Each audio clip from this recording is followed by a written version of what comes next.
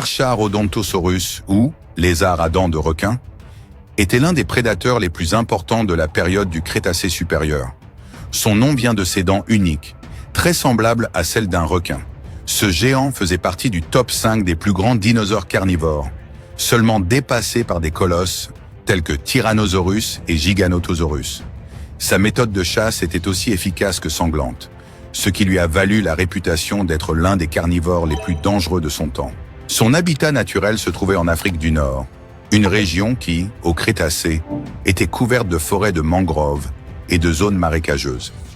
Carcharodontosaurus partageait son territoire avec un autre prédateur géant, Spinosaurus. Cette coexistence représentait un exemple unique de la façon dont deux superprédateurs pouvaient habiter la même région. Chacun d'eux occupait sa propre niche écologique, ce qui réduisait la concurrence entre les deux. Carcharodontosaurus continue de faire l'objet d'intenses recherches, car il joue un rôle clé dans la compréhension des écosystèmes du Crétacé. Leur étude nous permet de regarder dans le passé et de mieux comprendre comment les prédateurs se sont adaptés à leur environnement et pourquoi même les plus performants ont disparu. Carcharodontosaurus se distinguait par ses dimensions énormes, ce qui en faisait l'un des plus grands prédateurs terrestres de l'histoire.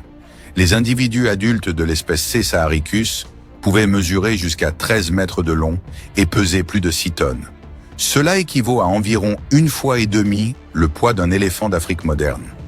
Sa taille à la hanche dépassait 3,5 mètres, ce qui lui permettait de voir au-dessus de nombreux géants herbivores.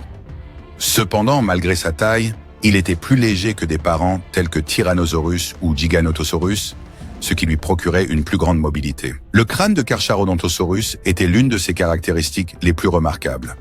Il atteignait 1,6 mètre de long et avait de grandes fenêtres osseuses, qui allégeaient sa structure. Contrairement au crâne massif de Tyrannosaure, le crâne de Carcharodontosaure était plus léger, ce qui lui donnait une plus grande maniabilité lors de l'attaque. Cependant, cette construction ne lui permettait pas d'exercer une force de morsure aussi écrasante que celle du T-Rex. Pour compenser cela, il a développé une configuration dentaire très particulière. Les dents de Carcharodontosaurus totalisaient 62 morceaux tranchants, comme des rasoirs, avec des bords munis de petites scies. Ces scies lui permettaient de couper la viande de la proie, provoquant une perte de sang intense. Chaque attaque se transformait en une scène sanglante, et souvent les dents étaient cassées ou incrustées dans la blessure de la victime. Pour cette raison, Carcharodontosaurus présentait l'un des taux de remplacement dentaire les plus élevés parmi les théropodes. De nouvelles dents poussaient rapidement pour remplacer celles endommagées. Une autre caractéristique importante de Carcharodontosaurus étaient ses puissants membres antérieurs. Ils avaient une musculature robuste et des griffes acérées, utiles pour tenir la proie et causer des blessures supplémentaires. Certaines études indiquent qu'avec ses membres, il pouvait tenir et même soulever des animaux pesant jusqu'à une demi-tonne. Son corps entier combinait puissance et agilité, ce qui en faisait une machine de chasse très efficace. Carcharodontosaurus partageait son environnement avec un autre grand prédateur, Spinosaurus. Ces deux géants se sont rarement affrontés, chacun ayant occupé des niches écologiques différentes. Alors que Spinosaurus, avec son museau allongé semblable à celui d'un crocodile et ses dents de forme conique, se spécialisait dans les proies aquatiques, principalement des poissons, Carcharodontosaurus se distinguait comme un chasseur terrestre, attaquant principalement de grands dinosaures herbivores. Leur stratégie de chasse était basée sur l'effet de surprise. Ne pouvant pas exercer la force de morsure écrasante possédée, par exemple, par Tyrannosaure, il a utilisé sa mobilité et sa capacité à infliger des blessures profondes et déchirantes. Selon les recherches, Carcharodontosaurus avait l'habitude de bondir sur les zones les plus vulnérables de ses proies, telles que les articulations, les membres ou les muscles de la queue. Cela a fait perdre du sang à l'animal en grande quantité et l'a affaibli rapidement. Bien que sa vision binoculaire ne soit pas la plus large parmi les théropodes, elle lui a permis de calculer avec précision la distance jusqu'à sa cible. La vitesse et la force de ses pattes postérieures lui donnaient un avantage décisif lorsqu'il attaquait par surprise. La structure allégée de son crâne l'a aidé à faire des mouvements brusques de la tête et à délivrer de multiples morsures consécutives.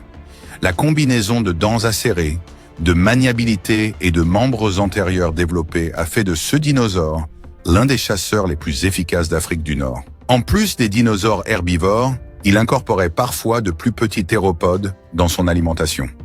Cependant, leur principale source de nourriture était les sauropodes géants et les grands ornithopodes.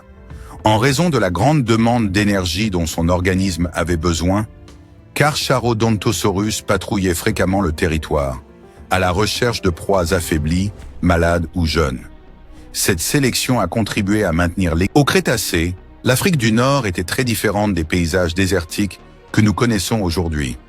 Il s'agissait de vastes forêts de mangroves et de zones marécageuses, où l'abondance des rivières et des lacs offrait des conditions optimales. Ce grand développement du monde végétal a soutenu d'énormes populations de dinosaures herbivores qui comprenaient des sauropodes, par exemple des égyptosaures et des dicréosaures, et divers ornithopodes. La concentration massive de grands herbivores a créé un environnement favorable à l'émergence et à l'expansion de puissants prédateurs. Des théropodes tels que Deltadromeus coexistaient sur le même territoire, ainsi que des géants tels que Spinosaurus et Bahariasaurus, ainsi que Carcharodontosaurus. Grâce à cette grande diversité de faune et de flore, la région est devenue une sorte de paradis du Crétacé pour les dinosaures, car les zones humides et la végétation abondante permettaient aux herbivores de se reproduire en grand nombre, et par conséquent, les prédateurs avaient de nombreuses proies potentielles. Bien que les changements saisonniers, accompagnés de périodes de sécheresse, puissent forcer les migrations ou modifier les méthodes de chasse, en général l'écosystème était resté assez stable. Précisément dans cet environnement riche, Carcharodontosaurus a régné en tant que chasseur terrestre ultime. Malgré le fait que Carcharodontosaurus partageait son territoire avec de grands théropodes, tels que Spinosaurus ou Bahariasaurus, les affrontements directs entre eux étaient relativement rares. Chaque espèce occupait sa propre niche écologique. Spinosaurus se spécialisait dans la capture de proies aquatiques, tandis que Carcharodontosaurus se concentrait sur les proies terrestres. Cela a réduit la concurrence pour les ressources et diminué la probabilité d'affrontements fréquents. Cependant, en cas de pénurie alimentaire ou de chevauchement des territoires de chasse, des conflits pourraient survenir, bien qu'aucune preuve concluante d'affrontements fréquents entre ces espèces n'ait été trouvée jusqu'à présent. En revanche, des signes de conflits intraspécifiques ont été trouvés. Les chercheurs ont identifié des fractures et des marques de perforation sur les os de la région crânienne, ainsi que des signes d'infection cicatrisés suggérant des morsures infligées par d'autres Carcharodontosaurus. Ces types de blessures indiquent un comportement territorial fort. Les grands prédateurs ont besoin de vastes zones de chasse et, lorsqu'un autre individu envahit ou met leur domination en danger, la confrontation devient presque inévitable. Comme ce fut le cas avec Tyrannosaurus, l'agressivité des spécimens de Carcharodontosaurus était élevée, probablement en raison de la nécessité de défendre les ressources vitales et d'assurer leur succès reproducteur. La disparition de Carcharodontosaurus est étroitement liée à des changements drastiques dans l'écosystème, en particulier à la perte de sources de nourriture. Les grands herbivores, tels que les sauropodes, disparaissaient progressivement en raison des altérations climatiques et de la dégradation de leur habitat. Les forêts de mangroves et les vastes marécages, qui étaient autrefois des zones essentielles pour leur reproduction et leur migration, ont été réduits ou déplacés, entraînant le déclin. Alors que les troupeaux de grands herbivores diminuaient, Carcharodontosaurus se retrouva sans sa proie principale. La réduction de la base trophique, ainsi que la compétition avec d'autres prédateurs qui subsistaient encore, ont inévitablement conduit à l'extinction de l'espèce. Bien que cela ne se soit pas produit du jour au lendemain, la perte progressive de proie a rendu toute adaptation de Carcharodontosaurus insuffisante. Au fil du temps, ce gigantesque lézard à dents de requin a fini par disparaître complètement des archives fossiles. Las primeras piezas óseas de Carcharodontosaurus fueron descubiertas en 1914 por un paleontólogo alemán que realizaba excavaciones en Egipto.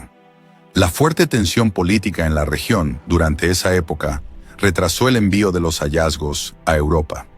Y no fue hasta 1922 que el esqueleto llegó finalmente a Alemania. Allí permaneció hasta inicio. Desafortunadamente, durante la Segunda Guerra Mundial, gran parte del material original fue destruida. lo que dificultó en gran medida la investigación posterior de este gigantesco terópodo. Por suerte, con el tiempo se han encontrado nuevos ejemplares en distintas zonas del norte de África, lo cual ha permitido a los científicos reconstruir detalles esenciales de la anatomía y la estructura craneal de Carcharodontosaurus. Las investigaciones modernas arrojan luz sobre sus hábitos de caza, su velocidad de crecimiento y su historia evolutiva. Incluso se le ha llegado a apodar el Tyrannosaurus africano, debido a su rango como superdepredador terrestre en esa región. La popularidad de Carcharodontosaurus ha ido en aumento en la cultura popular. Aparece cada vez con más frecuencia en documentales científicos y se equipara con otros grandes carnívoros del período Cretácico. Carcharodontosaurus encarnaba al depredador ápice del Cretácico tardío, capaz de dar caza a los herbívoros más grandes del norte de África. Sus enormes dimensiones, sus potentes extremidades anteriores y sus dientes aserrados lo convertían en una amenaza para cualquier presa que se cruzara en su camino. Al mismo tiempo, su nicho ecológico muestra cómo incluso los dinosaurios más exitosos podían coexistir si se adaptaban a distintos métodos de caza y diferentes fuentes de alimento. La desaparición de este gigante ilustra la importancia de mantener un entorno equilibrado.